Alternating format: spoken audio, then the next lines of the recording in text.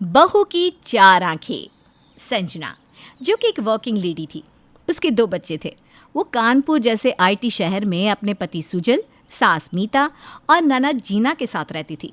ननद की शादी हो चुकी थी और उसका एक बेटा भी था। उसके बावजूद वो अपने मायके में ही रहा करती थी। घर चलाने के लिए संजना और सुजल दोनों भी एक आईटी कंपनी में जॉब करते थे। एक दिन सुबह, मम्मी जी, मैंने घर का सारा काम कर दिया है, शाम को आप सब्जी काट कर रखना, आके मैं खाना बना दूंगी। ठीक है बहू। क्या हुआ मम्मी जी, बीमार सी क्यों लग रही हो? माँ बीमार है तो बीमार ही लगेगी ना। अब आप तो कंधे पर पर्स लटका कर ऑफिस चली जाती हो। घर में 70 काम होते हैं, थक जाती है माँ, तो बीमार तो पड़ना ही है। ऊपर से एक आप हो, माँ का हाल चाल तक नहीं लेती, बस अपने काम में बिजी रहती हो। सॉरी माँ जी, मैंने बहुत दिनों से आपसे आपका हालचाल तक नहीं पूछा। दीदी, ये लो पैसे, माँ की दवाई करा लेना, फिर मैं कल इन्हें चेकअप के लिए भी लेकर जाऊंगी। ठीक है। फिर संजना काम पर चली जाती है और संजना के जाते ही, कैसी रही मेरी एक्टिंग? एकदम झकास माँ। आपका उतरा हुआ चेहरा देखकर तो कोई कह ही नहीं सकता था कि आप बीमार ना हो। डेली सोप में जाती तो बेस्ट सास का अवार्ड तो आप ही ले आती। अब मैं इतनी अच्छी एक्ट्रेस हूँ तो मैं क्या करूँ? क्या करूँ? पिज्ज़ा ऑर्डर कर दो और 4 कोक भी। बेटी होकर माँ पर हुक्म चलाती है। इट्स नॉट फेयर बेटा जी। अच्छा मेरी माँ जी, मैं ही ऑर्डर कर देती हूँ। वैसे 4 कोक क्यों? हम तो 5 लोग हैं ना। माँ, लड़की जात को खिला पिला कर क्या करोगी? कल को तो उसको दूसरे घर जाना ही है। खा पी कर भैंस हो जाएगी तो कोई उससे शादी भी नहीं करेगा, फिर रखना उसे अपने घर। इससे अच्छा है कि अभी से कम खिलाओ। हाँ बेटी, तू सही कह रही है। फिर जीना पिज्ज़ा और कोक मंगाती है और जीना, मीता, जीना का बेटा पिंटू और संजना का बेटा सोनू सब मिलकर मज़े से पिज़्ज़ा पार्टी करते हैं। वहीं चिंकी दूर खड़ी सब देख रही होती है। दादी, चिंकी को भी पिज्ज़ा दो ना, वो दूर से देख रही है। अभी से ये सब खाएगी तो मोटी हो जाएगी वो। इससे अच्छा ना खाए वही ठीक है।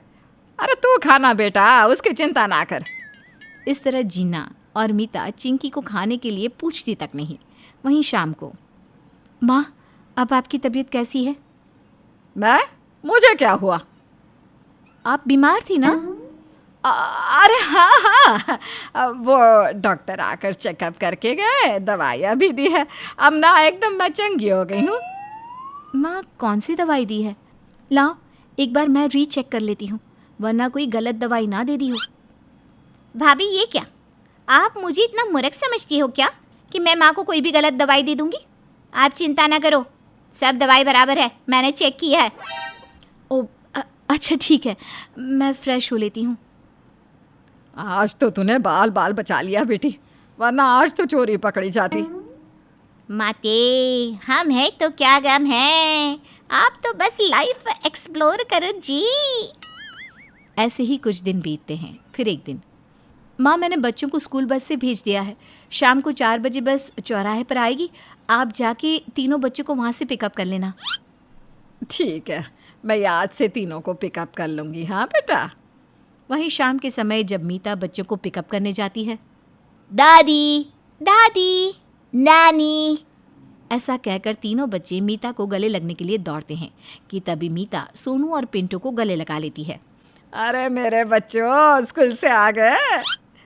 तू क्या देख रही है चिंकी? दादी, आपने मुझे गले नहीं लगाया, ऐसा क्यों? अब मेरी बाहें हैं, शाखाएं नहीं कि एक साथ सबको लपेट लूं। अरे चलो अब घर। मीता बच्चों को घर लाते समय पिंटू और सोनू का हाथ पकड़कर उन्हें घर लाती है। वहीं चिंकी पर बिल्कुल ध्यान नहीं देती, जिस कारण चिंकी गायब हो जाती है। शाम के समय, माँ, चिंकी कहाँ गई? दिख क्यों नहीं रही है? अरे पता नहीं बहू, मैं तो गुड़िया रानी को साथ लाई थी, यहीं कहीं खेल रही होगी। ओह रियली मम्मी जी? तभी संजना चिंकी को हॉल में लाती है। ये देखिए मम्मी जी, ये बेचारी बाहर चौराहे पर खड़ी हुई रोती हुई मिली। बताओ मम्मी जी, अगर चिंकी को कुछ हो जाता तो? आप इतनी लापरवाह कैसे हो सकती हो? मीता को कुछ समझ में नहीं आता कि ये सब कब हुआ। तभी क्यों भाभी, माँ पर इतना क्यों भड़क रही हो? अरे गलती से हो गई गलती, अब क्या जान लोगी क्या माँ की? संजना घर में कलेश नहीं चाहती थी, इसलिए वो कुछ नहीं कहती। वहीं जीना, संजना और चिंकी के साथ साथ अब अपनी माँ को सुजल और सोनू के खिलाफ भी भड़काना शुरू कर देती है। एक दिन, माँ, मैं और संजना हमारे एक कॉमन फ्रेंड के यहाँ डिनर पर जा रहे हैं। आने में थोड़ी देर हो जाएगी शायद। अरे ठीक है, कोई ना, जाओ आराम से आना बेटा, मैं बच्चों को सुला दूंगी। हाँ। क्यों माँ, भाई भाभी को इतनी छूट दे रखी है आपने, क्यों? आप उससे कुछ कहती क्यों नहीं हो? अरे आपकी भी लाइफ है, क्या सारा जीवन इनके बच्चे ही संभालती रहोगी आप? अरे बेटी, इतना नहीं सोचते, ये सब भी तो मेरे अपने ही है ना। अपनी? अरे आज के समय में कोई अपना नहीं होता। देखो ना, भाई भाभी इतना कमाते हैं, कभी आपको तो कहीं बाहर घूमने नहीं लेकर गए। क्या आप भी बचपन में उन्हें अकेला छोड़कर पापा के साथ डिनर पर जाती थी? नहीं ना? तो नहीं बेटी। वही तो कह रही हूँ मैं, माँ, जस्ट सी, सब पॉलिटिक्स है। मैं तो कहती हूँ आप सब कुछ किसी ट्रस्टेड पर्सन को सौंप पर तीरथ पर चली जाओ। जीना धीरे धीरे करके अपनी माँ के मन में घर वालों के लिए हद से ज़्यादा जहर घोल देती है। फिर एक दिन रात के समय जब बहू को घर आने में देर हो जाती है, इस घर में तो किसी को किसी की पड़ी ही नहीं है। भाभी रात 10 बजे घर आती है तो भाई 12 बजे। मुझे तो लगता है दोनों के बीच में कुछ रहा ही नहीं है। कहीं दोनों का बाहर चक्कर तो नहीं चल रहा। माँ, मैं तो कहती हूँ आप प्रॉपर्टी मेरे नाम कर दो, वरना ये दोनों तो आपको बर्बाद कर देंगे। तभी हॉल में एक जोरदार तमाचे की आवाज़ गूंज जाती है। मीता और जीना एकदम शॉक्ड हो जाती है कि आखिर ये क्या हुआ। दरअसल ये तमाचा संजना ने जीना के गाल पर मारा था। दीदी, आज तक मेरे पीठ पीछे जो भी होते आया है, ये मत समझिए कि मैं उन बातों से अनजान हूँ। मेरी 4 आंखें हैं। एक आंख से मैं घर संभालती हूँ तो दूजी से अपना काम। मेरी तीजी आंख मेरे परिवार की सुरक्षा के लिए है और चौथी आंख मेरे और मेरे पति के बीच बंधी एक अटूट डोर की है। मेरी चारों नज़रों से मैं अपना हर काम बखूबी निभाने की कोशिश करती हूँ।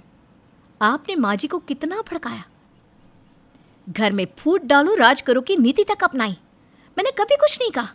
मैं आपकी हर चाल से वाकिफ थी, मगर मैं इसलिए चुप थी क्योंकि मुझे अपने आप पर विश्वास था। मैं हर रिश्ते को बखूबी निभाने में सक्षम हूँ। लेकिन आज आपने मेरे और मेरे पति के रिश्ते पर उंगली उठाकर ठीक नहीं किया दीदी। तभी सुजल वहाँ आ जाता है और घर का माहौल देख उसे माजरा समझते देर नहीं लगती। जीना, हमें पता है तुझे प्रॉपर्टी चाहिए, तू ले ले अगर तू इसमें खुश है तो। लेकिन ये याद रख, जब तू खुद का घर सुखी नहीं रख सकती तो तू कभी खुश नहीं रह पाएगी। ये सब सुनकर जीना रोने लगती है और उसे अपने आप पर बहुत ही ज़्यादा शर्मिंदगी महसूस होती है। भाई भाभी, मैं आप सभी से माफ़ी मांगती हूँ, मुझे माफ़ कर दो। सच में मैं बहुत बुरी हूँ। वैसे भाभी थैंक यू, अगर आपकी ये 4 आंखें ना होती तो शायद मेरी आंखें कभी ना खुलती और मुझे अपनी गलती का कभी एहसास तक ना होता कि मैं कितनी गलत हूँ। फिर जीना अपनी भाभी से माफ़ी मांगकर उसके गले लग जाती है और कुछ ही दिनों में खुशी खुशी अपने ससुराल लौट जाती है। ऐसे ही अगर हर बहू की 4 आंखें हो तो वो हर रिश्ते को कितनी बखूबी निभा सकती है ना?